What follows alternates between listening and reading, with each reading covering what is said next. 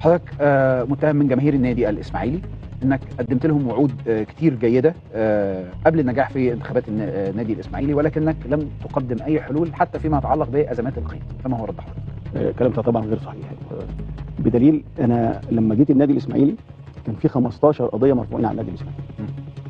ال 15 قضيه دول كان في 5 منهم صدرت فيهم احكام نهائيه قبل انا ما اجي، وكان ال5 دول تسببوا في ايقاف القيد، يعني انا استلمت النادي وهو في ايقاف قيد.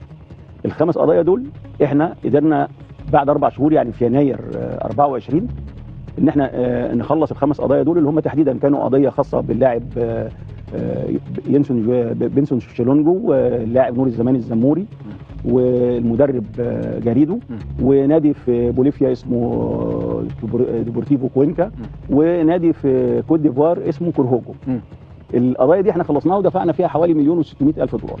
كويس. وفتحنا القيد، بس احنا مع بال ما خلصنا الاجراءات وبتاع فتحت القيد وجبت 7 لعيبه، 7 أو 8 مش فاكر يعني. 7 لعيبه. احمد عادل عبد المنعم، احمد الشيخ، عبد الكريم مصطفى، حاتم سكر، إيريك تراوري، هشام محمد، واللاعب الصغير علي ملواني.